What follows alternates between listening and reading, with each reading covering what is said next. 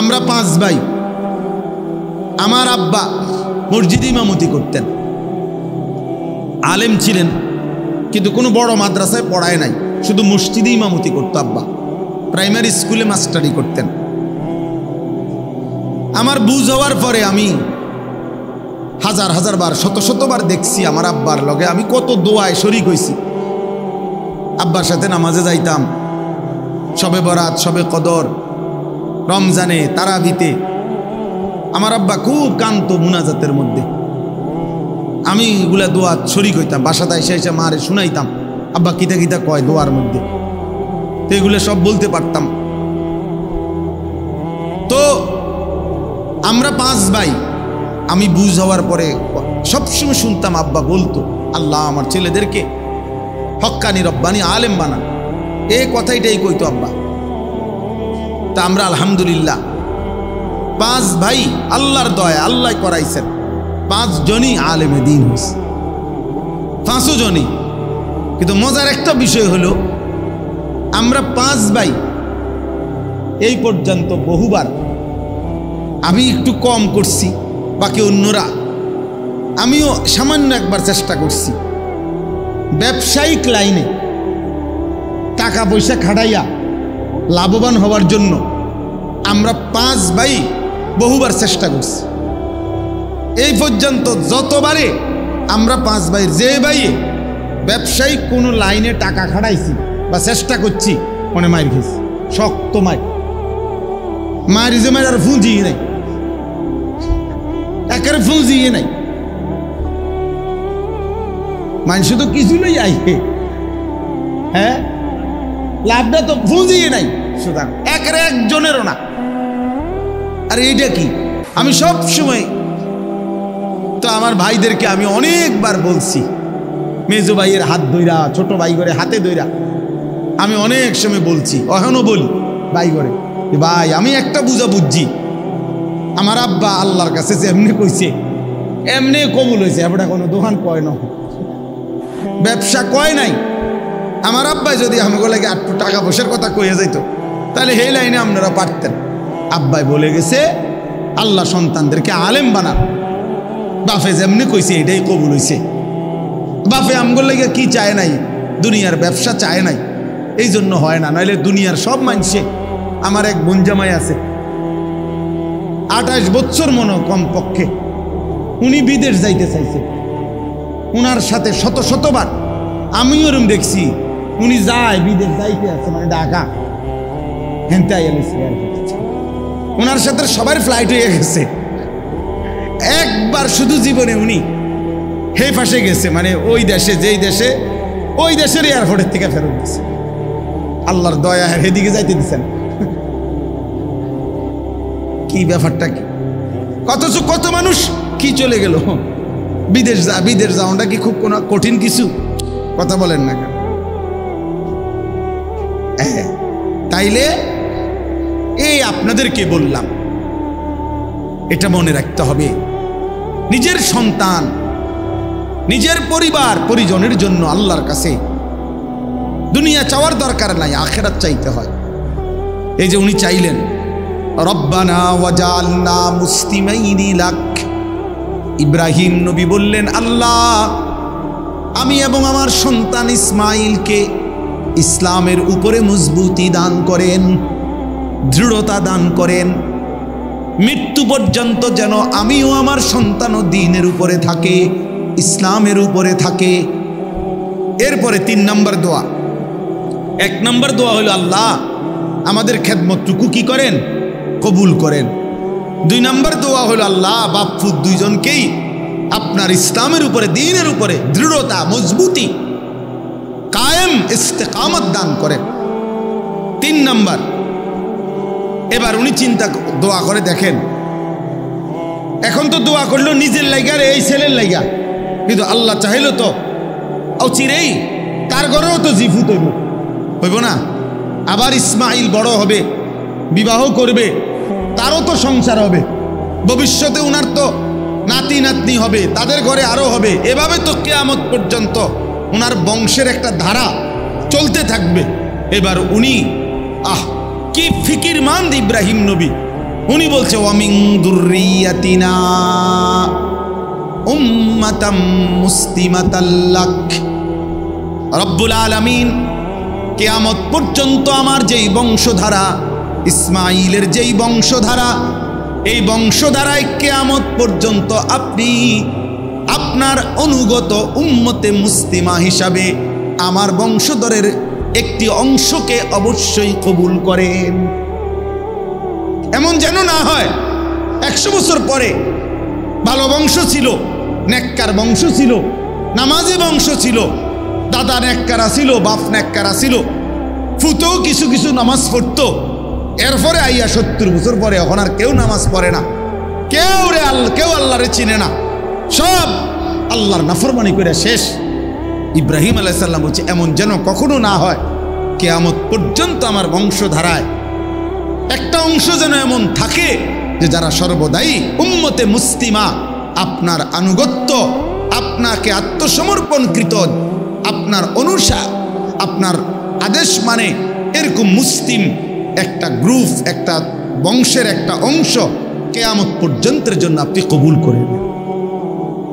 হ্যাঁ, এজন্য হাদিসে আছে আমাদের নবী সাল্লাল্লাহু আলাইহি সাল্লামের কাছে একবার মদিনার সাহাবীরা দোয়া চাইছিল, আনসার। ওনারা বলছিল ইয়া রাসূলুল্লাহ, আমাদের আনসার যারা আমরা মদিনার আপনার সাহাবীদেরকে, মক্কার সাহাবীদেরকে সাহায্য সহযোগিতা করেছি জীবনভর, আপনি আমগুলো লাগে একটু দোয়া করেন। হাদিসে আছে নবীজি দোয়া করছে, আল্লাহুম্মা গফিরিল আনসার, আল্লাহ আমার আনসারি মদিনার সাহাবীদেরকে মাফ করে দেন। এরপরে নবীজি বলছে ওয়া বানিল আনসার, আল্লাহ আমার আনসারীদের সন্তানদেরকে মাফ করে দেন। ওয়া আবনায়ে বানিল আনসার, তাদের সন্তানের সন্তানদেরকে মাফ করে দেন। এইভাবে 5-6 বার বলছে নবী। অর্থাৎ আল্লাহ শুধু এদেরকে না, এদের আগত খানদান যারা কিয়ামত পর্যন্ত আসবে তাদেরকেও মাফ করে দেন, তাদেরকেও মাফ করে দেন। তো ওয়ামিন দুররিয়াতিনা উম্মাতাম মুসলিমাতাল লাক, আল্লাহ আমাকেও ইসলামের উপরে দৃঢ়তা দেন, আমার সন্তান ইসমাইলকেও দেন, আমার বংশধারা ইসমাইলের বংশধারায় কিয়ামত পর্যন্ত উম্মতে মুসলিমা বানান, আপনার অনুগত বান্দা বানান। এজন্য একজন মুসলমানের সার্থকতা মিয়া, আপনি তো 30 বছর খাইছেন দাইছেন সুদে ঘুষে কিস্তিতে লোনে খাইয়া দাইয়া, এরপরে চলে গেলেন মিয়া। এরপরে যদি বংশধর এমন হয় 50 বছর পরে আপনার বংশের কেউ আল্লাহ চিনে না, নবী চিনে না, আখিরাত চিনে না, তো আপনার কবরে সওয়াব যাবে কেমনে? আপনার কবরে সওয়াব যাবে কেমনে? আপনার বংশধর তো আল্লাহই চিনেন, আখিরাতে তো চিনেন। আহা, আল্লাহ আমাদেরকে মাফ করে দেন, আল্লাহ আমাদেরকে মাফ করে দেন। এরপরে তিনি বললেন ওয়া আরিনা মানাসিকানা। তাহলে 4 নম্বর দোয়া ইব্রাহিম আলাইহিস সালাম বলে, আল্লাহ আপনার ইবাদতের যত নিয়ম কানুন, সমস্ত নিয়ম কানুন আপনি আমাদেরকে দেখায়া দেন, বলে দেন, শিখায়া দেন, আমরা যেন আপনার হুকুম মোতাবেক, আপনার কানুন মোতাবেক আপনার প্রতিটা ইবাদত যেন করতে পারি, এটা আপনি আমাদেরকে বলে দেন, পথ বাতলে দেন, আপনি শিখান। অর্থাৎ বুঝাইছে আপনার ইবাদত যেন মন গড়া না করি, বরং আপনার নির্দেশনা মতো যেন করতে পারি, এমন পথ আপনি আমাদেরকে দেখায়। অনেক মানুষ আছে, আহা আমরা নমাজ পড়ে হেবড়া, আপনি জিজ্ঞাসা করেন তাব্বাতিয়া দা সূরা নুরানির বাচ্চা ও শুনলে হাসবো, আত্তাহিয়াতু ফরেন চাচা। তো একটা বাচ্চা যদি আমগো মাদ্রাসাগুলোতে এরাও শোনে, এরাও এই চাচার এগুলো শুনলে হাসতে হাসতে পানি তুলবে। তো তাহলে এটা কি নামাজ? যার সূরা হয় না, যার একটা দোয়া ঠিক নাই, রুকু সেজদা ঠিক নাই, আত্তাহিয়াতুটাও ঠিক মতো পড়তে পারে না, কিচ্ছু পারে না, হ্যাঁ ওটা ওড়ে আর নামে ওটা ওটা নমাজ করে। কি নমাজ এটা? এই নামাজের তো কোনো ফায়দা নাই, অশুদ্ধ, ভুল। যেই নামাজ সূরা কেরাত দোয়া কালাম তাসবিহ ভুল, অশুদ্ধ, খোদার কসম ওই নামাজ হবে না, ওইটা কোনো নামাজ না, নামাজ না। ফালিয়ামাল আমালান সালিহা, আল্লাহ শর্ত করছে কোরআনে, আল্লাহ বলে দিছে, আল্লাহ বলবে বান্দা আমি বলে গেছি তুমি গুরুত্ব দাও না, এটা তোমার বিষয়। আল্লাহ বলছে তোমরা প্রত্যেকে যদি জান্নাত পেতে চাও, এক নম্বরে তোমাদের প্রতিটি আমল বিশুদ্ধ করো, বিশুদ্ধ করো, ঈমানকে বিশুদ্ধ করো, দ্বীনকে বিশুদ্ধ করো। আখলিস দীনাকা ইয়াকফিকাল আমালুল কলিল। আমাদের নুরানি এই মাদ্রাসাগুলো যে নুরানি ফরায়, প্রথম হাদিস, এক নম্বর হাদিস শিখায় এটা, মানে প্রথম কথা আখলিস দীনাকা, তোমার দ্বীনকে খাঁটি করো, ঈমানকে খাঁটি করো, আমলকে খাঁটি করো। এজন্য এখানে তিনি বলছেন, আল্লাহ আপনার যত ইবাদত আছে, ইবাদতের যাবতীয় নিয়ম কানুন আপনি আমাদেরকে দেখায় দেন, বলে দেন, বাতলায় দেন। ওয়াতুবা আলাইনা, এরপরে বলছেন আল্লাহ যত গুনাহ করেছি, পাপ করেছি, অপরাধ নাই ওনাদের, ওনারা নবী, নবীদের কোনো গুনাহ হয় না, তারপরেও বলতেছে আল্লাহ আপনি আমাদের অপরাধ থেকে আমরা তওবা করতেছি, আপনি আমাদের তওবা কবুল করে নেন। গুনাহ মাফ চাইছে, গুনাহ মাফ, নবীদের কোনো গুনাহ নাই, এরপরেও ওনারা গুনাহ মাফ চাইছে। আমাদের গুনায় ভরা, আমরা গুনাহ মাফ চাইতে পারি না, আমরা বসে থাকি। 90 বছর বয়সে বুড়া মিয়া যখন অসল হইয়া, লম্বা হইয়া, সোজা হইয়া যখন শ্বাস টানে, একেবারে নিঃশ্বাস টানতেছে, দম টানতে আছে, এই সময় 100 টাকা দিয়া হুজুর ডেকে আনে, হুজুর রে দিয়া তওবা ভরায়, মস্কারি করে আর আল্লাহর সাথে মস্কারি করে। হ্যাঁ, গুনাহ করলেন আমনে, তওবা ভরায় হুজুরে, ওটা জানেও না কিসের তওবা, মানে তখন হুঁশে নাই। আল্লাহ আমাদেরকে মাফ করে দেন। আল্লাহ তাআলা এই হুকুম করেছেন যে নামাজ, রোজা, হজ, যাকাত, দাওয়াত, তাবলীগ, জিকির, জিহাদ ফি সাবিলিল্লাহ, মাদ্রাসায় পড়ানো, মাদ্রাসায় দান করা, সাদাকা করা, মাদ্রাসা প্রতিষ্ঠা করা, মসজিদ প্রতিষ্ঠা করা, মসজিদের খেদমত করা, যত রকমের বন্দিগি হইতে পারে, যত রকমের ইবাদত হইতে পারে, সব কিছুতেই যেন মুখলিসিন, আল্লাহর জন্য করতেছি, আল্লাহর সন্তুষ্টির জন্য করছি, এটা যেন মাথায় থাকে, এটা যেন দিলের মধ্যে থাকে, এটা যেন হাবভাবের মধ্যে থাকে। অর্থাৎ কথাবার্তা দ্বারাও এটা বুঝাইতে হবে, দিল দ্বারাও এটা বুঝাইতে হবে, কর্মকাণ্ড দ্বারাও এটা বুঝাইতে হবে। কারণ আল্লাহ তাআলা ভেতর বাহির উভয়টাই জানেন, আস্তে গোপন, জোরে প্রকাশ্য, সবটাই শোনেন। কাজে আল্লাহকে আড়াল করার, লুকোচুরি করার কোনো সুযোগ নাই। মানুষ হয়তো মনে বুঝলো না, মানুষ হয়তো চিনল না, মানুষ হয়তো ভাবছে খুব বুজুর্গ, কিন্তু আল্লাহ তাআলা তো ভেতরও জানেন, বাহিরও জানেন। এই জন্য আল্লাহ তাআলা কোরআনুল কারীমের মধ্যে বলছেন, ওয়া আসিররু কাওলাকুম আবিজহারু বিহি, তোমরা আস্তে বলো আর জোরে বলো, সব আল্লাহ তাআলা শুনতে পান। ইন্নাহু আলিম, তিনি সব জানেন। এমনকি বিযাতিস সুদূর, অন্তরের গভীরে যা আছে আল্লাহ তাআলা তাও জানেন। তাহলে এই জন্য আমি কিংবা আপনি কেউ কোনো আমল আল্লাহর জন্য করছি কিনা এটা লুকাইবার কোনো সুযোগ নাই। মানে দুনিয়ার কেউ হয়তো বুঝে নাই যে আমার দিলের মধ্যে আছে দুনিয়া, বাহ্যিক মানুষকে দেখাইলাম খুব আল্লাহর জন্য, তাহলে এই দ্বিমুখী আচরণ এটা যদি দুনিয়ার মানুষ কেউ ধরতেও না পারে, বুঝতেও না পারে, কিন্তু মহান আল্লাহ রব্বুল আলামিন নিশ্চিত সেটা বুঝেন, কারণ তিনি ভেতরও জানেন, বাহিরও জানেন। ইয়ালামু খাইনাতাল আয়ুন ওয়া মা তুখফিস সুদূর, আল্লাহ তাআলা চোখের যত খেয়ানত, গুনাহ মানে প্রকাশ্য, এটাও জানেন। ওয়া মা তুখফিস সুদূর, আল্লাহ নিজেই বলতেছে তোমরা অন্তরে যা লুকিয়ে রাখছো সেটাও জানেন। তাহলে আল্লাহকে আড়াল করার, আল্লাহকে ফাঁকি দেওয়ার কোনো সুযোগ নেই। কোরআনুল কারীমের মধ্যে আছে, আলাম ইয়ালাম বিআন্নাল্লাহা ইয়ারা, আল্লাহ তাআলা বলে বান্দা কি জানে না, আমার বান্দা কি এটা জানে না যে আমি আল্লাহ তাকে সারাক্ষণ দেখি। আল্লাহ আমাদেরকে সারাক্ষণ দেখে, এক সেকেন্ডও আমরা আল্লাহ তাআলার নজরের আড়ালে না। তাহলে আল্লাহকে আড়াল করব কিভাবে আমরা? আল্লাহ তাআলা বলেন, আলা ইয়ালামু মান খালাক, বান্দা তোমরাই বলো, যিনি সৃষ্টি করেছেন সবকিছু তিনি তার সৃষ্টি সম্পর্কে জানবেন না? যিনি বানাইলেন তিনি জানবেন না কি বানাইলেন, কেমন বানাইলেন, কোথায় থাকে, কেমন থাকে? আল্লাহ তাআলা বলেন, এটা তো তোমরাও বলবা, হ্যাঁ যিনি বানাইছেন তিনি তার প্রোডাক্ট, তার উৎপাদিত জিনিসের ব্যাপারে তিনি সবচেয়ে ভালো জানেন, এর ভেতর বাহিরের গুণাগুণ, এতে 2 নম্বরই আছে কিনা, এতে সবটা 1 নম্বর কিনা, ইত্যাদি ইত্যাদি। যিনি বানাইছেন তিনি তো জানেন। তো আল্লাহ যেহেতু আমাদেরকে সৃষ্টি করেছেন, তো আল্লাহ তাআলাই পূর্ণ জানেন আমাদের হালাত।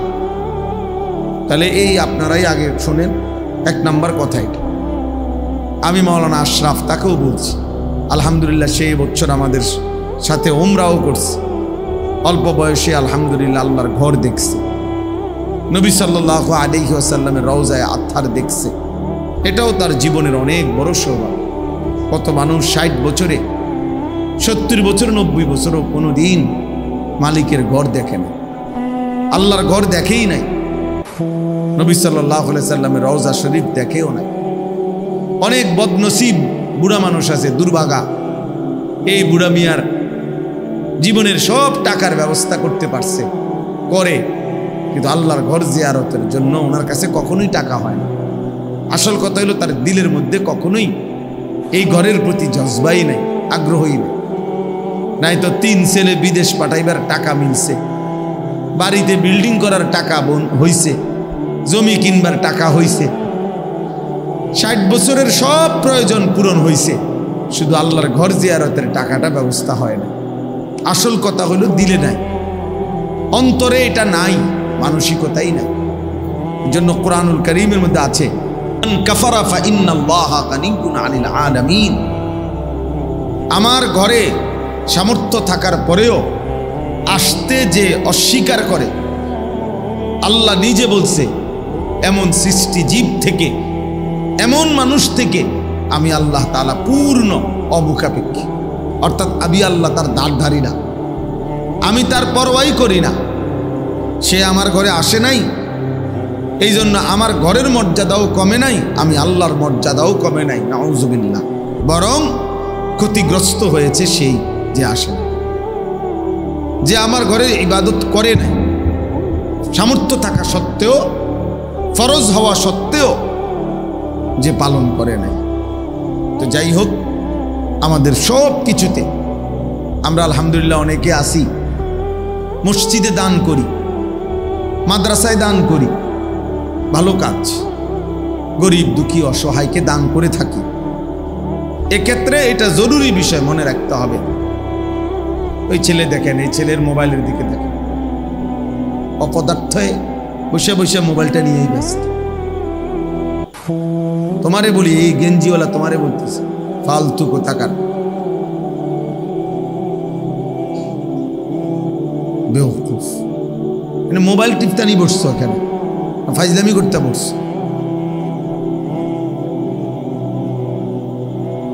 জি, হেঁটে হেঁটের মোবাইল নিয়েই ব্যস্ত, কি করে ওয়াজ, কে করে, কি কয়, হেঁটের এগুলো দিয়ে করবো কি?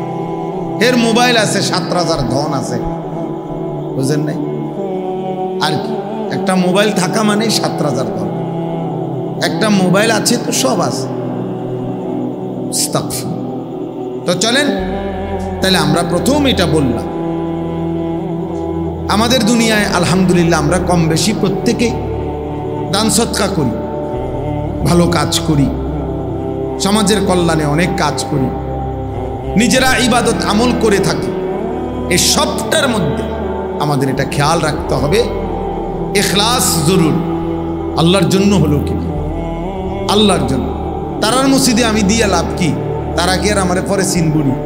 তাই তো বোঝা গেল, আপনার কথার দ্বারাই তো স্পষ্ট হয়ে গেল আপনি কি জন্য দান করলেন। হ্যাঁ, হেইতের মাদ্রাসা আমি দিমু কিনতাম, হ্যাঁ, আমার কি, তারার মাদ্রাসা তারার নাম হইব, আমরার কিতা। এই তো তাইলে বোঝা গেল আপনার যেহেতু নাম হইতো না, দুনিয়ার মানুষ আপনার নাম নিত না, এই জন্য দিতেন না। তো মানুষের জন্যই তো করলেন, মানুষের জন্যই তো করলেন।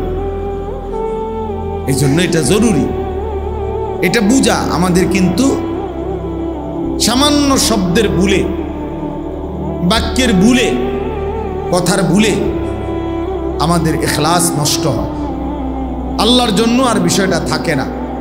তাহলে টাকায় টাকা গেল, কষ্টে কষ্ট গেল, অথচ যদি আল্লাহ গ্রহণ না করে তো একেবারে বেশি লস ছাড়া আর কিছু। এই জন্য কোরআনুল কারীমের তিলাওয়াত, 5 ওয়াক্ত নামাজ, দান, সাদাকা, সমস্ত বন্দিগি আল্লাহর জন্য করা উচিত, আল্লাহর জন্য করা উচিত। হাদিসের মধ্যে আছে, নবী সাল্লাল্লাহু আলাইহি ওয়াসাল্লাম বলেন, মান আহাব্বা লিল্লাহ ওয়া আবগাদা লিল্লাহ ওয়া আ'তা লিল্লাহ ওয়া মানা'a লিল্লাহ। যে কাউকে ভালোবাসলো আল্লাহর জন্য, যে কারো বিরোধিতা করলো আল্লাহর জন্য। একজন নেককার লোককে আমি ভালোবাসলাম তো আল্লাহর জন্য, সে আল্লাহর ইবাদত করে। একজন চোর, ডাকাত, মদখোর, গাঁজাখোর, বাটপার, সিটার, তাকে আমি অপছন্দ করলাম আল্লাহর জন্য, যে সে আমার আল্লাহর নাফরমান, এই জন্য আমি তাকে পছন্দ করি। ওয়া আ'তা লিল্লাহ, নবী সাল্লাল্লাহু আলাইহি ওয়াসাল্লাম বলেন, যে কাউকে দান করলো, কিছু দিল আল্লাহর জন্য। ওয়া মানা'a লিল্লাহ, নিষেধ করলো মানে দিল না। তুমি এটা গানের মধ্যে খরচ করবে, তুমি এটা নাচে গানে খরচ করবা, খেল তামাশায় খরচ করবা, গুনার কাজে, নারীর আড্ডায়, মদের আড্ডায়, জুয়ার আড্ডায় খরচ করবা, আমি দেব না। তো আল্লাহর নবী সাল্লাল্লাহু আলাইহি সাল্লাম বলেন, নিষেধ করলো, দান করলো না, এটাও আল্লাহর জন্য। নবীজি বলেন, এই 4টা আল্লাহর জন্য যার হলো, ভালোবাসলো আল্লাহর জন্য, বিরোধিতা করলো আল্লাহর জন্য, দিল আল্লাহর জন্য, নিষেধ করলো আল্লাহর জন্য, ফাকাদ ইস্তাকমালাল ঈমান, তার ঈমান পূর্ণ হয়ে গেল। তার ঈমান কি হয়ে গেল? পূর্ণ হয়ে গেল, তার ঈমান পূর্ণ হয়ে গেল। তাইলে কি বুঝা গেল? আমাদের সব কিছু, আমরা মুসলমান, আপনি বুঝেন না, আপনি গ্রামের মানুষ, আপনি সিধা সাদা মানুষ, এই সমস্ত কথা বললে হবে না বাপ। জওয়ান বলেন আর বুড়া বলেন, আমরা মুসলমান, আমরা মুমিন, আমাদেরকে এটা বুঝতেই হবে যে আমার আখিরাত আছে, আমার কবর আছে, আমার পরকাল আছে। অতএব এই কথা যদি আমরা বুঝি, তাহলে আমাদের সমস্ত কর্মকাণ্ডই হওয়া উচিত আল্লাহর জন্য, আল্লাহর নির্দেশনায়, রাসূলুল্লাহ সাল্লাল্লাহু আলাইহি সাল্লামের তরিকায়। এটাই আমাদের জীবন। আপনি যদি নাও বোঝেন মরে যাবেন, আপনি যদি পুরাও বোঝেন মরে যাবেন, খেয়াল করলেও মরে যাবেন, বেখেয়াল হইলেও মরে যাবেন। অলসতার লোকটারও মৃত্যু হয়, ব্যস্ততম লোকটারও মৃত্যু হয়। কাজেই আমাদেরকে মরতেই হবে, হাসি কিংবা কাঁদি, আনন্দ কিংবা বেদনায় চলে যেতে হবে। আমরা প্রত্যেকে ইনশাআল্লাহ, আমি এই মাদ্রাসা দেখে, মাদ্রাসার এই সুন্দর আয়োজন দেখে এই জন্য বললাম, এই সব কিছু যেন আল্লাহর সন্তুষ্টির জন্য হয়, আল্লাহর সন্তুষ্টির জন্য হয়। আল্লাহ যেন গ্রহণ করে, আল্লাহ যেন কবুল করে, বলেন আমিন। এবার দেখেন, এই আয়াত, 3টা আয়াত পড়ছি অল্প কথায়। এই 3টা আয়াতের তর্জমা শুনাইলে আমার কথা শেষ। প্রথম পারায়, দ্বিতীয় সূরা, সূরায়ে বাকারার 127, 128, 129, এই 3টি আয়াত আমি তেলাওয়াত করেছি। এই অল্প একটু সময় এই 3টা আয়াতের তর্জমা শোনাবো, এরপরে আমার কথা শেষ হবে ইনশাআল্লাহ। এই 3টা আয়াত মূলত ইব্রাহিম আলাইহিস সালামের ঘটনাকে, দোয়াকে কেন্দ্র, ইব্রাহিম আলাইহিস সালামের ব্যাপারে একটা বিশেষ কথা এখানে আছে, এবং ইব্রাহিম আলাইহিস সালামের একটা সেরা দোয়া, কতগুলো কথা এখানে আল্লাহ তাআলা বলছেন, এটা আছে।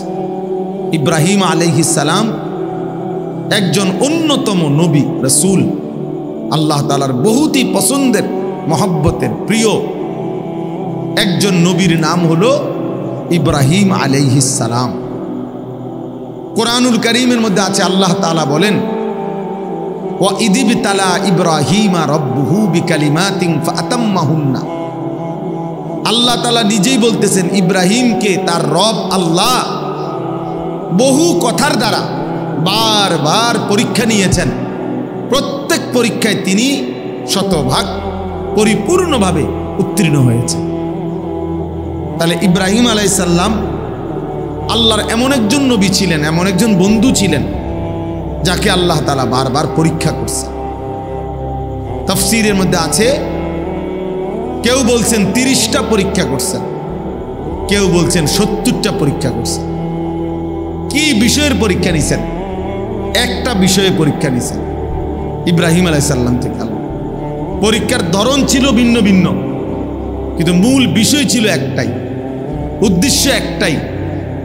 মহান আল্লাহ পাক রব্বুল আলামিন একেবারে ছোট্ট থেকে শেষ বয়স পর্যন্ত ইব্রাহিম আলাইহিস সালামের জন্য একটা জিনিস চেয়েছেন ইব্রাহিম আলাইহিস সালাম থেকে, যে ইব্রাহিমের কলিজায় দিলের মধ্যে আল্লাহর সৃষ্টি মাখলুক, দুনিয়া, স্ত্রী, সন্তান, অর্থ, বিত্ত, নিজের জীবন, এই সব কিছুর চাইতে আল্লাহকে বেশি ভালোবাসে কিনা, আল্লাহর মহব্বত সর্বোচ্চ কিনা, এই কথাটা আল্লাহ তাআলা বারবার তার থেকে পরীক্ষা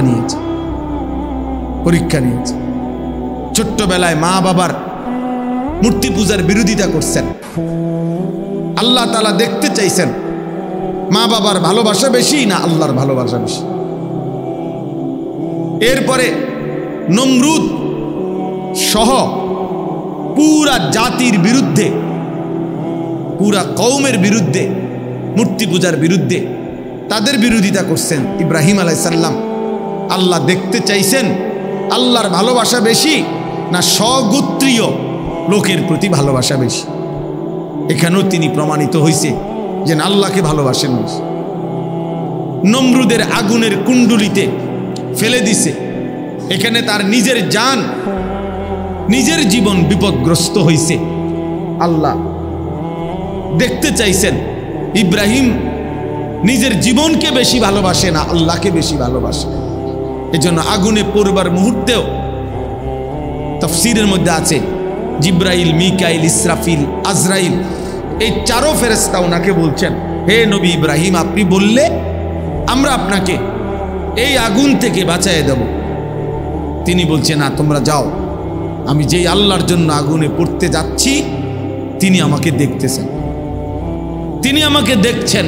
হাসবি আল্লাহ, আমার আল্লাহই আমার জন্য যথেষ্ট, আল্লাহই যথেষ্ট। তাইলে উনি নিজের জানের চাইতো আল্লাহকে বেশি ভালোবাসেন, এটা প্রমাণ করছে। নিজের বংশ স্বজন থেকে, নিজের দেশ, জাতি, গোত্র, গোষ্ঠী, সম্প্রদায় থেকে আল্লাহকে বেশি ভালোবাসেন।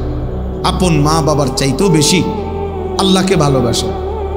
এরপরে আল্লাহ তাআলা উনাকে একটা 84 বছর বয়সে অনেক কান্নার পরে একটা মাসুম বাচ্চা, একটা সন্তান দান করছেন,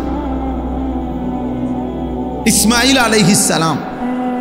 এই ছেলেটাকে নিয়ে আল্লাহ তাআলা বারবার পরীক্ষা করছে। একবার বলছে ইসমাইলকে কোলে নিবা না, আদর করবা না, চুমা দিবা না, উনি মেনে নিছে। আরেকবার বলছে তাকে দূরে চোখের আড়াল করে দূর দেশে রাইখা আসবা, উনি সেটাও মেনে নিছে। আরেকবার বলছে তাকে জবাই করে ফেলবা, তো উনি জবাই করতেও রেডি হয়েছে। উনি প্রমাণ করছে যে আল্লাহ ছোটবেলায় যেরকম মা বাবার ভালোবাসার চাইতো আপনাকে বেশি ভালোবাসছি, আজকে আবারও প্রমাণ করলাম সন্তানের চাইতো আপনাকে বেশি ভালোবাসি, মা বাবার চাইতেও আপনাকে বেশি ভালোবাসি, সন্তানের চাইতেও বেশি আপনাকে ভালোবাসি। এরপরে আল্লাহ তাআলা ওনার স্ত্রী হাজেরা, ইসমাইলের মা, ওনাকেও চোখের আড়াল করে দিছে ইসমাইলের সাথে। বলছে স্ত্রী এবং ছেলেকে দূরে পাঠায় দাও, চোখের আড়াল করে দাও। ইব্রাহিম আলাইহিস সালাম, আমি সংক্ষেপে বললাম আর কি, এত রাজি হয়েছেন, এত দূরে পাঠাই দিয়ে আসছেন তাদেরকে। একেবারে ঘাস, তরু, লতা, পানি বিহীন, জনমানবহীন একেবারে মরুভূমি, সেখানে একাকী রেখে আসছেন। আল্লাহকে প্রমাণ করে দেখাইছেন, আল্লাহ স্ত্রীকে নয় আপনাকে বেশি ভালোবাসে, ছেলেকে নয় আপনাকে বেশি ভালোবাসে, মা বাপকে নয় আপনাকে বেশি ভালোবাসে, আত্মীয় স্বজন বংশধরকে নয় আপনাকে বেশি ভালোবাসে, আমার নিজের জীবন নয় আপনাকে বেশি ভালোবাসে। তাহলে কাকে বেশি ভালোবাসেন? আল্লাহকে। আল্লাহকে। এই কথাইটা আল্লাহ তাআলা স্ত্রীর মাধ্যমে, ছেলের মাধ্যমে, ওনার নিজের জীবনের মাধ্যমে, মা বাবার মাধ্যমে, বংশধর আত্মীয় স্বজনের মাধ্যমে সব আঙ্গিকে আল্লাহ ওনার থেকে পরীক্ষা নিছে। উনি সবভাবেই উনি টিকছে, উনি জিতছে, উনি উত্তীর্ণ হয়েছে। উনি বারবারই আল্লাহকে প্রমাণ করছে, আমি আপনাকেই ভালোবাসি, আপনাকেই বেশি ভালোবাসি। এই জন্য বাপ, একজন মুমিনের, মুসলমানের সবচেয়ে বেশি ভালোবাসা আল্লাহর জন্য। কোরআন আল্লাহকে বলছে, কোরআনে আল্লাহ বলছেন, ওয়াল্লাযীনা আমানু আশাদ্দু হুব্বাল লিল্লাহ। যারা মুমিন, যারা ঈমানদার, আল্লাহ নিজে বলতেছেন তাদের সবচেয়ে বেশি ভালোবাসা লিল্লাহ, আল্লাহর জন্য, আল্লাহর জন্য, আল্লাহর জন্য। আমরা এই অল্প কয়জন মুসলমান যে দূরে বোঝেন, বাকি এটা বুঝছেন আমরা স্ত্রীর মনে কষ্ট যাইব, এই জন্য আল্লাহকে নারাজ করলেন, স্ত্রীকে বেপর্দা ছেড়ে দিলেন। ছেলের মনে কষ্ট যাবে, এই জন্য আল্লাহকে ছেড়ে দিলেন, ছেলেটারে বেনামাজি চলতে দিলেন, বেনামাজি চলতে দিলেন। বাবা আমার মনে কষ্ট যাইব, এই জন্য আল্লাহকে নারাজ করলেন। বাবা আমার অন্যায়, বাবা আমার হারাম গুনাহ, ওই মায় কইছে তোর বউয়ে ছোট ভাইগুলোকে দেখা না করলে আজি এতদিন ধরে এক লগে খাইছে পড়ছ, হ্যাঁ ঝামেলা হইব, মায় কইছে। এই জন্য নিজের বউ এখন দেবরও দেখা দেয়, ভাসুরও দেখা দেয়, নাহলে মায়ের রাগ করবে। তার মানে মা খুশি থাক, আল্লাহ নারাজ হোক, বাবা খুশি থাক, আল্লাহ নারাজ হোক, ভাই বোন খুশি থাকুক, স্ত্রী ছেলে মেয়ে খুশি থাকুক, আল্লাহ নারাজ হোক। এই জন্য বারবার আমরা নারাজ করি আল্লাহকে, বারবার আমরা খুশি করতে চাই এমন আপনজনদেরকে। অথচ ইব্রাহিম আলাইহিস সালাম বারবার প্রমাণ করছে, আল্লাহ আমি বারবার পরিবার পরিজন, আত্মীয় স্বজন, মা বাপ, স্ত্রী সন্তান, তাদের বিরুদ্ধে, তাদের মোকাবেলায় প্রমাণ করতে চাই যে আমি সবার বিপরীতে আপনাকে বেশি ভালোবাসি, আপনাকে বেশি বেশি ভালোবাসি। এই কথাটা আল্লাহ তাআলা ইব্রাহিম আলাইহিস সালাম থেকে আল্লাহর মহব্বতের পরীক্ষা নিছেন, ভালোবাসার পরীক্ষা নিছেন। আচ্ছা, তো এই পরীক্ষা নিয়ে যখন প্রত্যেক পরীক্ষায় তিনি উত্তীর্ণ হয়েছেন, তো আল্লাহ তাআলা তখন উনাকে খুশি হয়ে আল্লাহ একটা শ্রেষ্ঠতম দায়িত্ব দিছেন। এই দায়িত্বটা হলো, আল্লাহ যখন তার বান্দার উপরে খুশি হয়, তো আল্লাহ তাআলা তাকে একটা উত্তম দায়িত্ব দিছেন। সেটা হলো, ইব্রাহিম এবার আমি আল্লাহ সিদ্ধান্ত নিছি, সারা জীবন যেহেতু তুমি আমার ভালোবাসার প্রমাণ দিছো, এবার আমি আল্লাহ তোমার দ্বারাই আমার নিজের ঘর, আমি আল্লাহর ঘর তোমার হাত দিয়ে বানাবো, তোমার হাতে বানাবো। এই জন্য আল্লাহ তাআলা আদেশ করছেন, ওয়াইদ বাওয়ানা লিইব্রাহিমা মাকানাল বাইত। আল্লাহ বলেন, আমি নিজে ইব্রাহিমের জন্য আমার ঘর কাবার সীমানা নির্ধারণ করে দিলাম, ঠিক করে দিলাম। এত বাই এত, দৈর্ঘ্যে এত, প্রস্থে এত, উচ্চতায় এত, এই সব কিছু আমি আল্লাহ নির্ধারণ করে ঠিক করে দিলাম।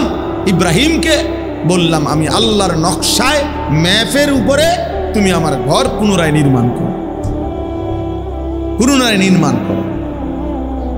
ইব্রাহিম আলাইহিস সালাম তার প্রিয় সন্তান ইসমাইলকে সাথে নিয়ে এই ঘর পুনর্নির্মাণ করলেন।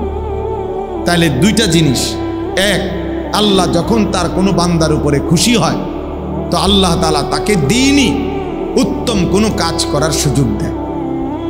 এজন্য কারো হাতে মসজিদ গড়ে ওঠা, কারো হাতে মাদ্রাসা গড়ে ওঠা, কারো হাতে কোনো দ্বীনি কাজ গড়ে ওঠা, তো এটা প্রমাণ করে যে আল্লাহ তাআলা তার আমল আল্লাহ তাআলা তার কোনো ভালো কাজ কবুল করছেন, এর পুরস্কার স্বরূপ আল্লাহ তাআলা তাকে দিয়ে তার দ্বীনের কোনো কাজ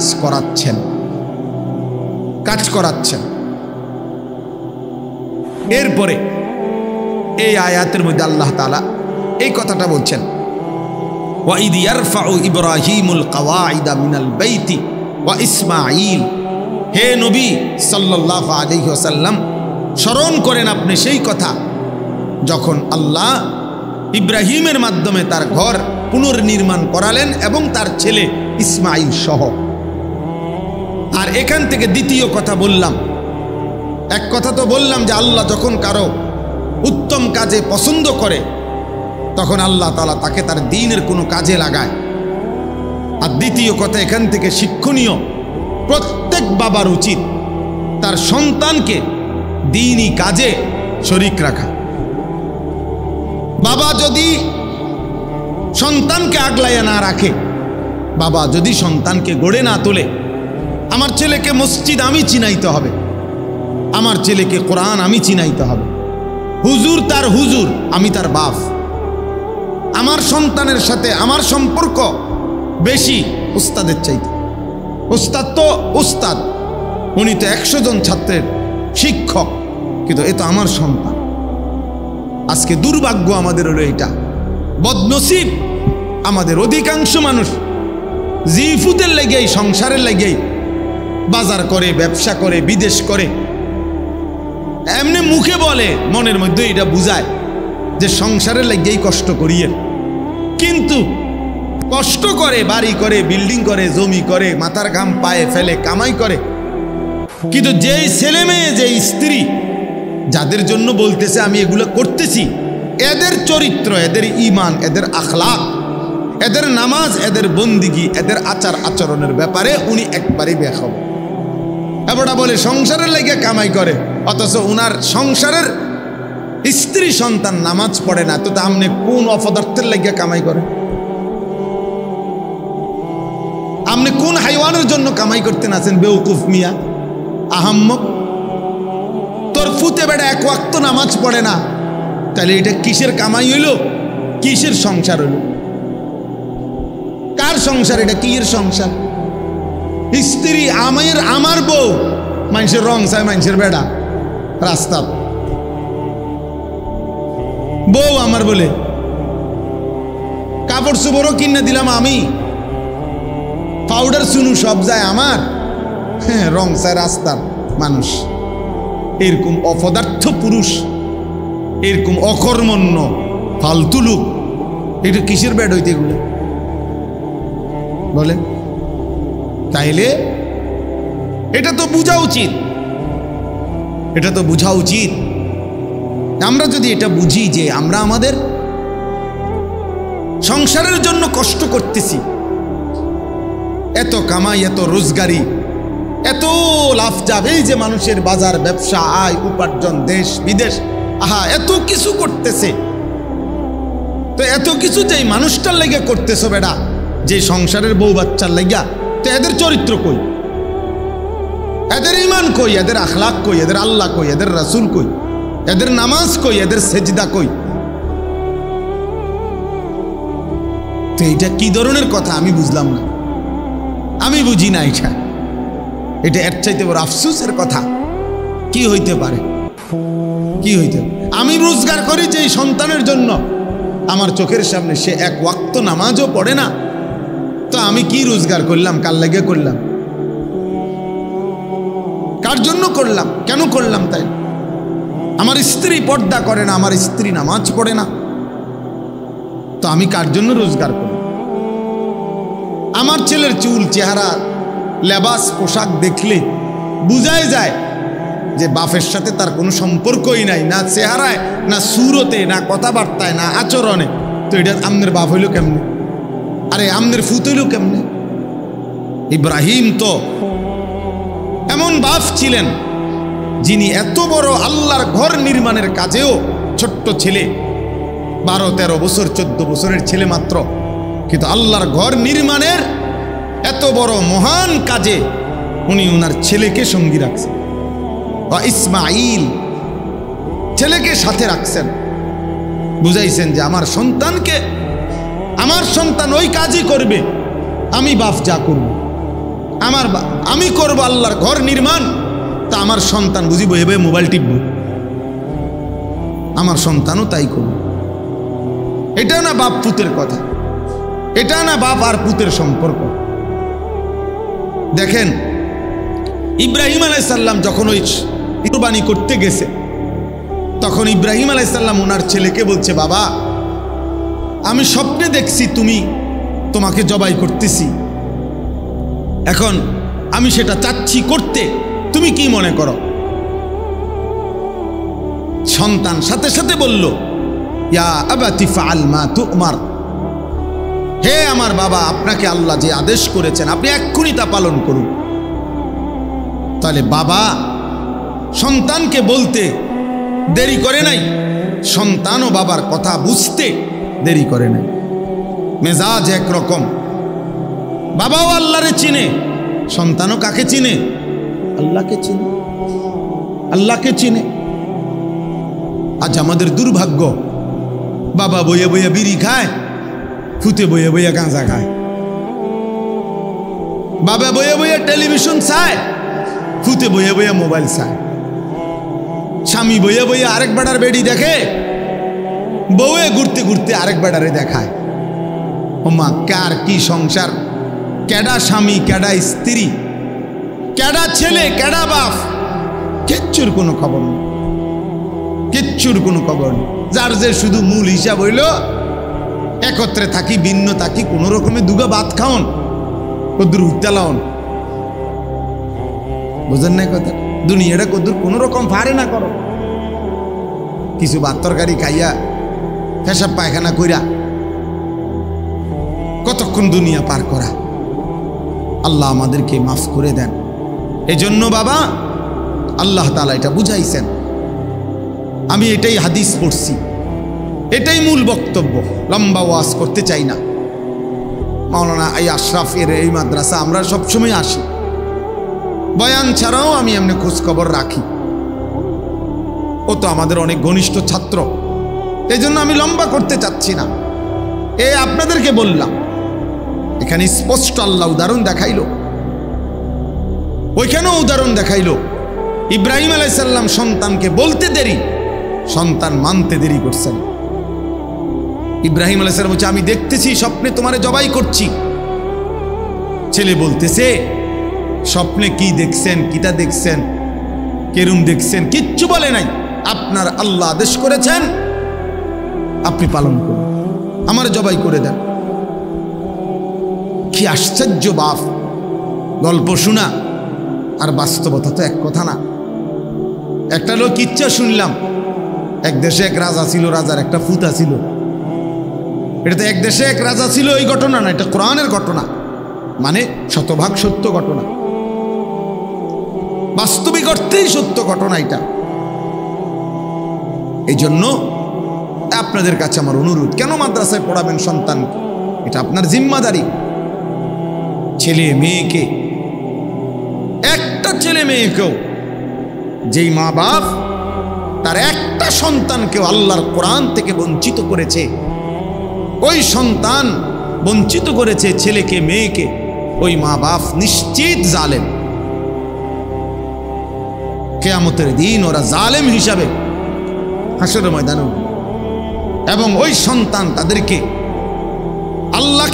আল্লাহর সামনে বিচার প্রার্থী হবে মা বাবার বিরুদ্ধে, এবং মা বাবাকে কিয়ামতের দিন ওই সন্তান, ওই ছেলে, ওই মেয়ে, যে মা বাপ তার সন্তানকে দিন শিখায় নাই, আল্লাহ চিনায় নাই, আখিরাত চিনায় নাই, পরকাল চিনায় নাই, ইবাদত আমলে বাধ্য করে নাই, চেষ্টা করে নাই, দিন রাত্রি ফিকির করে নাই, কিয়ামতের দিন ওই সন্তান নিশ্চিত মনে রাখবেন, ওই মা বাপকে হাসরের ময়দানের কোটি কোটি মানুষের সামনে সন্তান তার মা বাপকে বেইজ্জতি করবে, কোনো সন্দেহ নাই।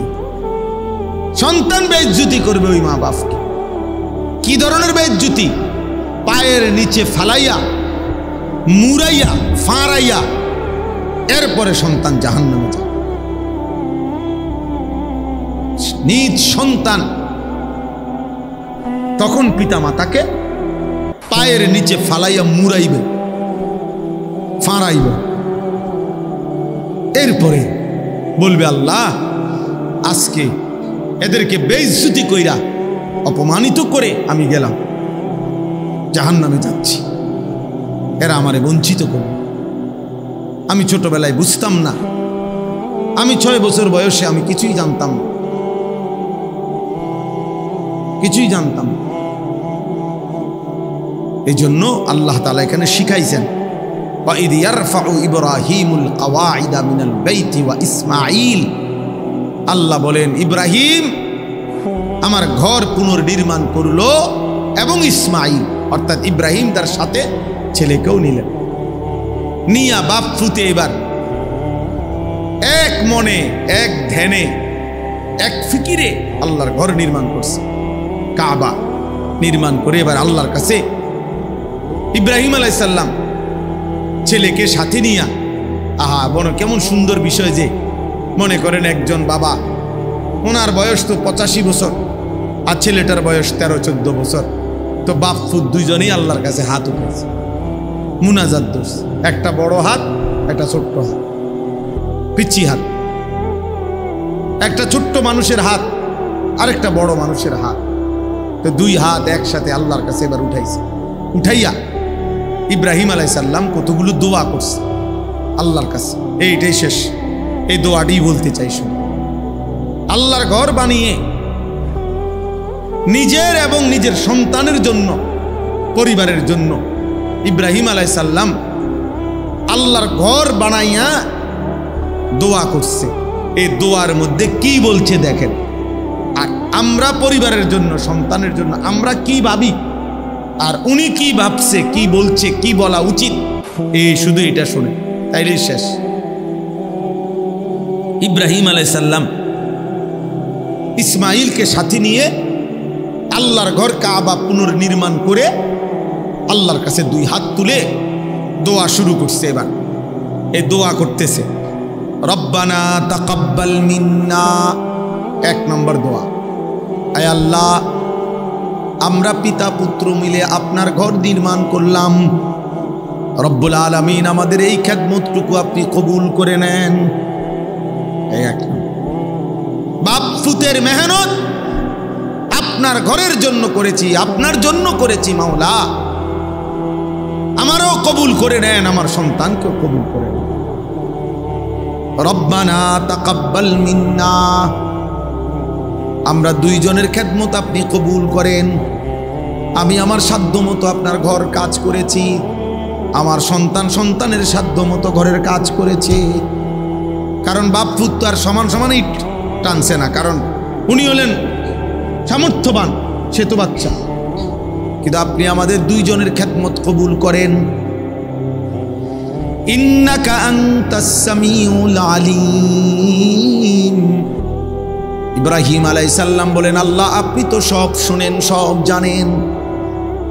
আল্লাহ আপনার জন্য করেছি কিনা, আপনার সন্তুষ্টির জন্য ঘর করলাম কিনা, আপনার কাজ করলাম কিনা, দুনিয়ার কেউ যদিও না জানে আপনি তো জানেন, আপনি তো জানেন, আপনি তো সব শুনেন, তাহলে আপনাকে তো আড়াল করার কিছুই নাই। ইন্নাকা আনতাস সামিউল আলিম, আয় মাওলা নিশ্চয়ই আপনি সব শুনেন, সব জানেন। অতএব আপনি আমার দিলের খবরও জানেন, আপনি আমার বাহিরের খবরও জানেন। আমি আমার ছেলেকে কি বলছি আপনি সেটাও শুনেন, আমার ছেলে আমারে কি বলছে তাও আপনি জানেন, সব আপনি শুনেছেন, জানেন। অতএব আপনি আমাদের পিতা পুত্রের এই খেদমত কবুল করে নেন। এই হলো 1। 2 নম্বরে দোয়া, রব্বানা ওয়াজআলনা মুসলিমাইনি লাক। এই দ্বিতীয় দোয়া হলো, এক বাপ তার ছেলেকে নিয়ে আল্লাহকে বলতেছে, আল্লাহ আমরা পিতা পুত্র 2 জনকেই আপনি ইসলামের উপরে দৃঢ়তা, ইস্তেকামাত, মজবুতি দান করেন। আমি যেন জীবনভর আল্লাহ মৃত্যু পর্যন্ত যেন দ্বীনের উপরে, ইসলামের উপরে থাকতে পারি। আমার ছোট্ট মাসুম সন্তানকে আপনি এভাবে কবুল করেন। আমার ছেলে ইসমাইলও যেন মৃত্যু পর্যন্ত আপনার দ্বীনের উপরে থাকে। হ্যাঁ, সন্তানকে আল্লাহর হাতে গছায় দিছে, আল্লাহর হাতে তুলে দিছে। সন্তানের জন্য ইসলাম চাইছে, আল্লাহ আমি যেমন নামাজ পড়ি আমার সন্তানও যেন নামাজ পড়ে, আমি যেমন আপনার হুকুম মানি আমার সন্তানও যেন আল্লাহর আপনার হুকুম মানে। আমরা 5 ভাই। আমার আব্বা মসজিদে ইমামতি করতেন, আলেম ছিলেন, কিন্তু কোনো বড় মাদ্রাসায় পড়ায় নাই, শুধু মসজিদে ইমামতি করতো আব্বা। প্রাইমারি স্কুলে মাস্টারি করতেন। আমার বুঝ হওয়ার পরে আমি হাজার হাজার বার শত শতবার দেখছি আমার আব্বার লগে আমি কত দোয়ায় শরীক হইছি। আব্বার সাথে নামাজে যাইতাম, শবে বরাত, শবে কদর, রমজানে, তারাবিতে। আমার আব্বা খুব কান্ত মুনাজাতের মধ্যে, আমি এগুলা দোয়া শরীক হইতাম। বাসাতে এসে এসে মারে শুনাইতাম আব্বা কিতা কিতা কয় দোয়ার মধ্যে, তো এগুলো সব বলতে পারতাম। তো আমরা 5 ভাই। আমি বুঝ হওয়ার পরে সবসময় শুনতাম আব্বা বলতো, আল্লাহ আমার ছেলেদেরকে হক্কানি রব্বানি আলেম বানা, এই কথাইটাই কইতো আব্বা। তা আমরা আলহামদুলিল্লাহ 5 ভাই, আল্লাহর দয়া, আল্লাহ করাইছেন, 5 জনই আলেমে দ্বীন হয়েছে, 5 জনই। কিন্তু মজার একটা বিষয় হলো আমরা 5 ভাই এই পর্যন্ত বহুবার, আমি একটু কম করছি বাকি অন্যরা, আমিও সামান্য একবার চেষ্টা করছি ব্যবসায়িক লাইনে টাকা পয়সা খাটাইয়া লাভবান হওয়ার জন্য। আমরা 5 ভাই বহুবার চেষ্টা করছি। এই পর্যন্ত যতবারে আমরা 5 ভাইয়ের যে ভাইয়ে ব্যবসায়িক কোনো লাইনে টাকা খাটাইছি বা চেষ্টা করছি, মনে মার খেয়েছি, শক্ত মারি যে মার আর ফুঁজিয়ে নাই, একেবারে ফুঁজিয়ে নাই।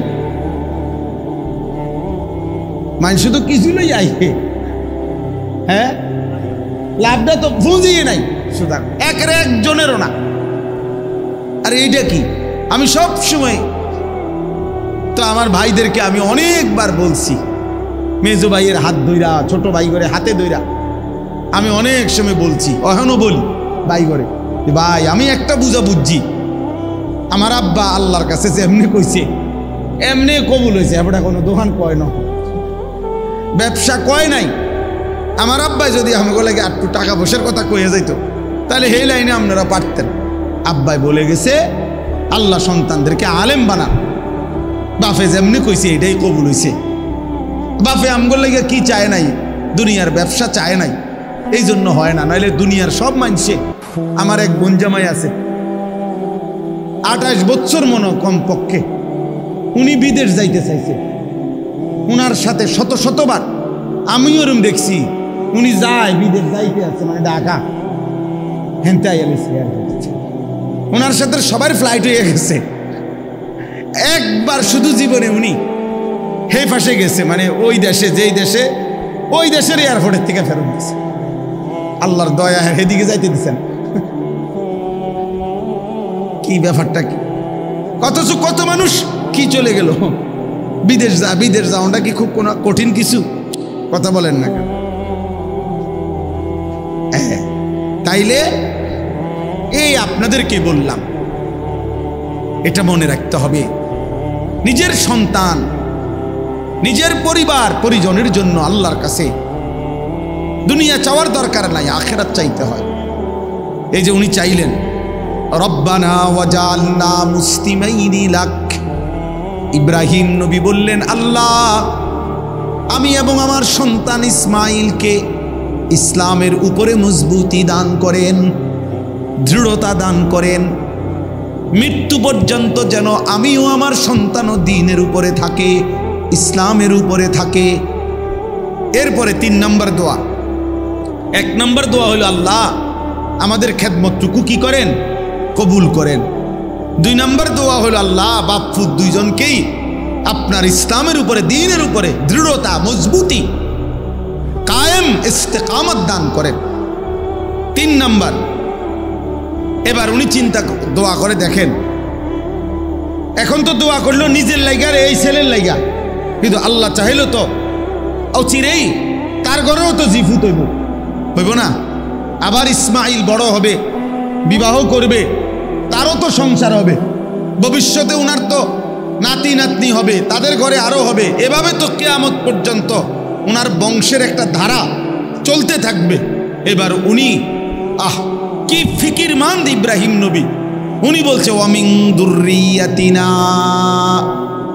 উম্মাতাম মুসলিমাতাল লাক, রব্বুল আলামিন কিয়ামত পর্যন্ত আমার যেই বংশধারা, ইসমাইলের যেই বংশধারা, এই বংশধারায় কিয়ামত পর্যন্ত আপনি আপনার অনুগত উম্মতে মুসলিমা হিসাবে আমার বংশধরের একটি অংশকে অবশ্যই কবুল করেন।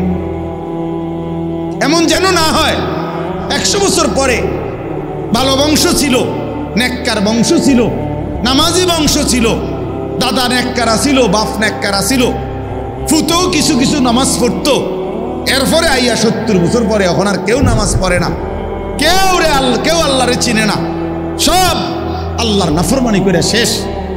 ইব্রাহিম আলাইহিস সালাম বলছে এমন যেন কখনো না হয়, কিয়ামত পর্যন্ত আমার বংশধারায় একটা অংশ যেন এমন থাকে যে যারা সর্বদাই উম্মতে মুসলিমা, আপনার আনুগত্য, আপনাকে আত্মসমর্পণকৃত, আপনার অনুসার, আপনার আদেশ মানে এরকম মুসলিম একটা গ্রুপ, একটা বংশের একটা অংশ কিয়ামত পর্যন্তের জন্য আপনি কবুল করেন।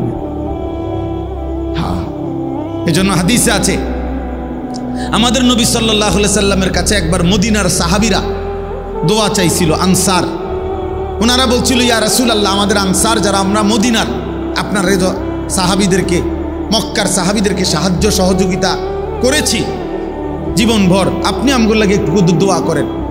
হাদিসে আছে নবীজি দোয়া করছে, আল্লাহুম্মা গফিরিল আনসার, আল্লাহ আমার আনসারি মদিনার সাহাবীদেরকে মাফ করে দেন।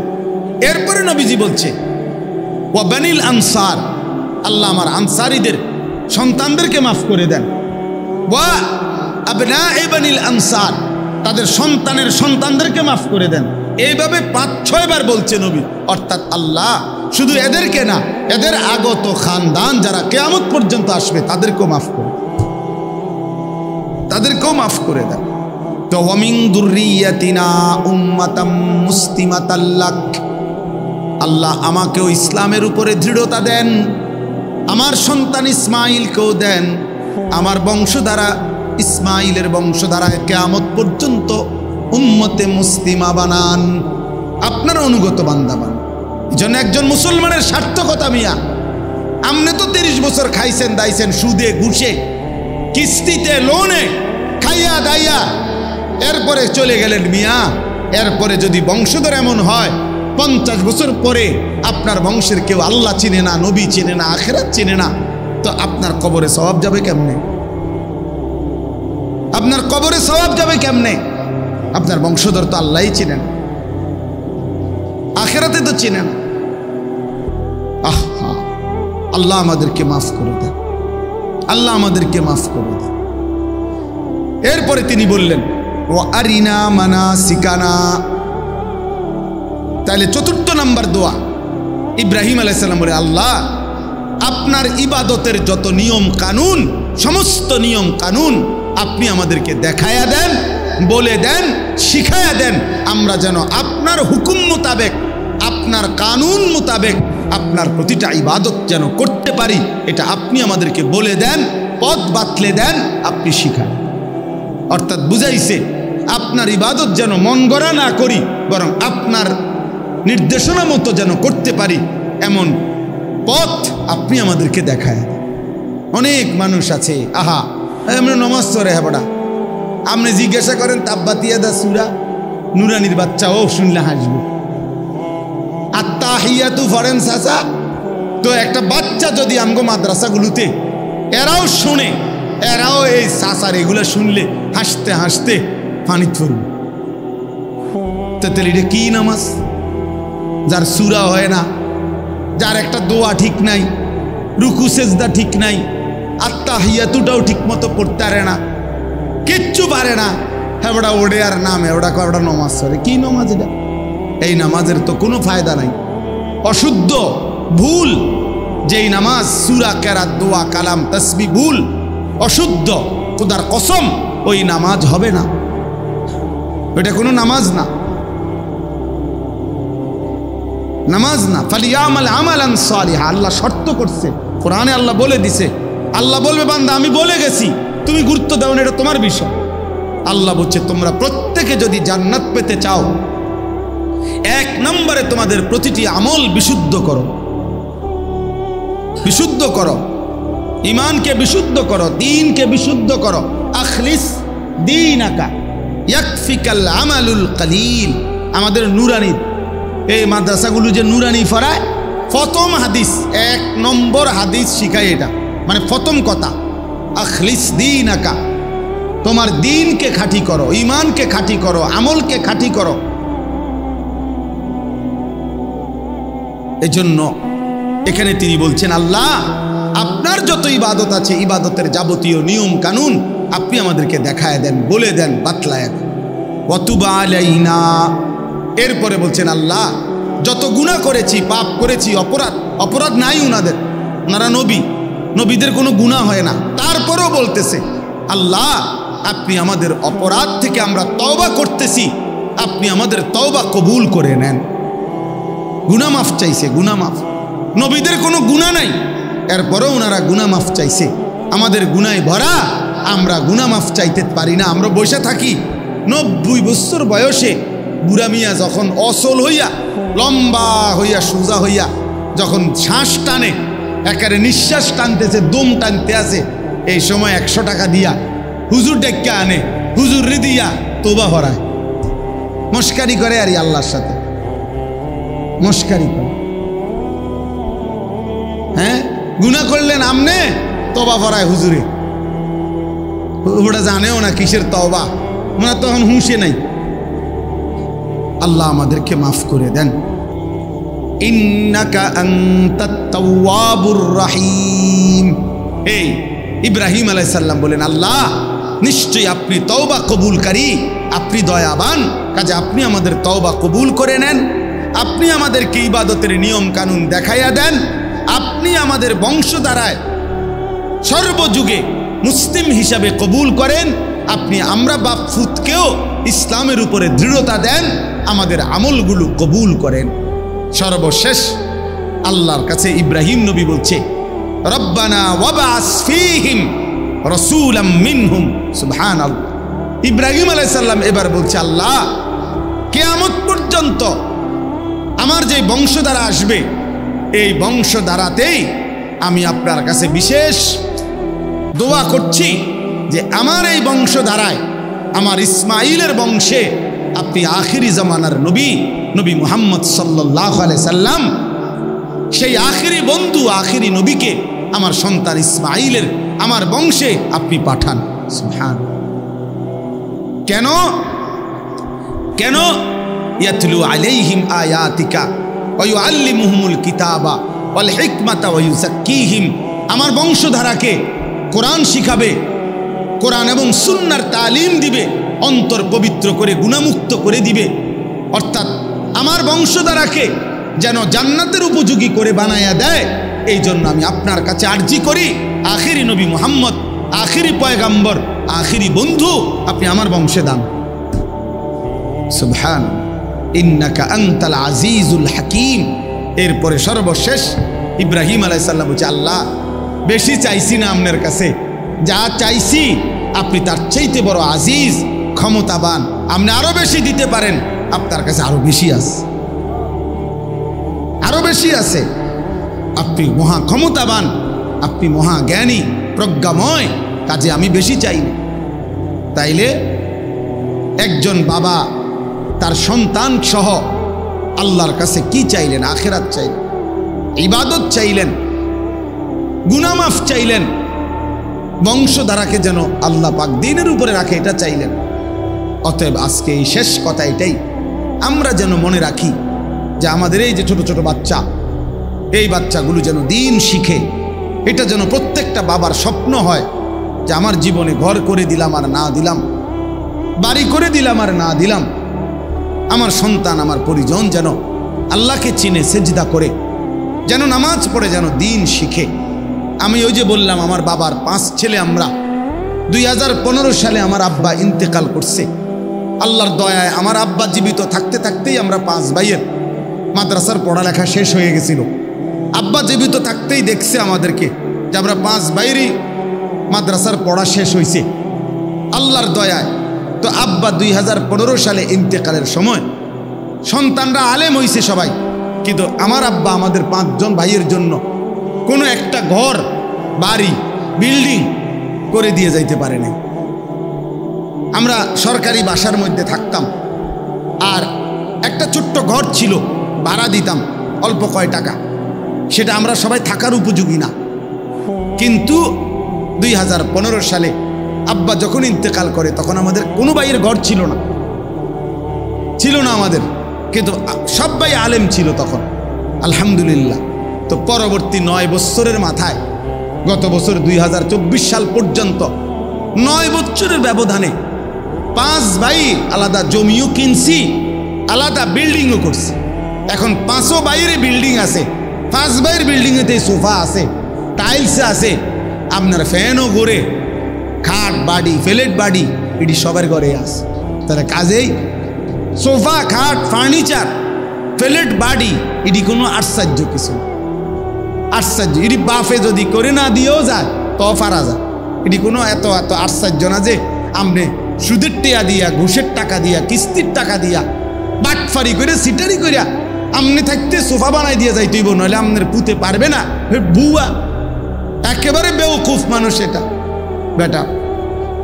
এগুলো কোনো বিষয় না, বিষয় হলো দিন, বিষয় হলো ঈমান। আমাদের স্বপ্ন থাকবে যে আমি আমার স্ত্রী সন্তানের জন্য দিন ও ঈমানের ফিকির করব। আল্লাহ আমাদেরকে তৌফিক দেন। আজকের এই মাদ্রাসা নূরে মদিনা আল্লাহ কবুল করে নেন। আপনারা সবর করে বসছেন, আল্লাহ আপনাদেরকে উত্তম বিনিময় দান করেন। একজন ছাত্র অ্যাক্সিডেন্টে মারা গেছে কিছুদিন আগে, 11 তারিখ না, আল্লাহ তাআলা তাকে যেন মাফ করে দেয়। আশরাফের আব্বা অসুস্থ, ওই ছেলেটা আল্লাহ তারে মাফ করে। তো তার বাবার জন্য দোয়া করবেন, আমাদের জন্য দোয়া করবেন, আমরাও আপনাদের জন্য দোয়া করব। আমার 28 তারিখ হজ্জের ফ্লাইট, আগামী বুধবার ইনশাআল্লাহ। তো আল্লাহ যেন আমাদেরকে তৌফিক দেয়, আপনাদেরকেও আল্লাহ যেন আল্লাহর ঘর জিয়ারতের তৌফিক। আপনাদের জন্য সামান্য একটু মেহমানদারির ব্যবস্থা আছে, দেবে, আপনারা নেবেন ইনশাআল্লাহ। আলহামদুলিল্লাহি রাব্বিল আলামিন। আল্লাহুম্মা আনতাস সালাম ওয়া মিনকাস সালাম, তাবারাকতা ইয়া দাল জালালি ওয়াল ইকরাম। মাওলায়ে কারীম আপনি মাফ করে দেন, রব্বে কারীম আপনি মাফ করে দেন, মেহেরবান মাওলা আপনি মাফ করে দেন, আয় করিম আপনি মাফ করে দেন, আয় রহমান আপনি মাফ করে দেন, আয় আল্লাহ আপনি মাফ করে দেন। পেছনের জিন্দিগির সব গুনাহ মাফ করে দেন, আগামী জিন্দিগি সুন্দর করে দেন, ঈমান আমলের জীবন দান করেন। আল্লাহ আমাদের সবাইকে দ্বীনের উপরে চলার তৌফিক দান করেন। আল্লাহ আমাদের বংশধর খানদানকে কিয়ামত পর্যন্ত দ্বীনের উপরে কায়েম করে দেন। আল্লাহ সমস্ত কবরবাসীদেরকে মাফ করে দেন, কিয়ামত পর্যন্ত কবরের আযাব মাফ করে দেন। ছোট্ট যেই বাচ্চা আল্লাহ মারা গেছে তাকেও মাফ করে দেন, তার মা বাপকে সবরে জামিল দান করেন। আল্লাহ অসুস্থ বিমারি যারা শিফা করে দেন, আশরাফের আব্বাকেও আল্লাহ আপনি শিফায়ে কামিলা আজেলা দান করেন। আমরা যে যেখানে অসুস্থ আল্লাহ প্রত্যেককে আল্লাহ সুস্থতার হায়াত দান করেন, প্রত্যেকের কামাই রুজিতে হালাল বরকত দান করেন। আল্লাহ যার যত পেরেশানি অস্থিরতা আছে দূর করে দেন। এই মাদ্রাসায়ে নূরে মদিনা আপনি কবুল করে নেন, আপনি কবুল করে নেন। আপনি চাইলেই মাওলা হবে, আপনি না চাইলে কিছুই হবে না মাওলা। যে বাচ্চাদেরকে আল্লাহ ছেলে মেয়েদেরকে কোরআনের সবক দেওয়া হলো, আল্লাহ এই প্রতিটা বাচ্চাকে কায়দা আমপারা কোরআন শরীফ কবুল করে নেন। আল্লাহ এদেরকে হাফেজ আলেম মুত্তাকি আরিফ রব্বানি বানিয়ে দেন। এই কোরআনের বরকতে আল্লাহ এদের মা বাপকে মাফ করে দেন।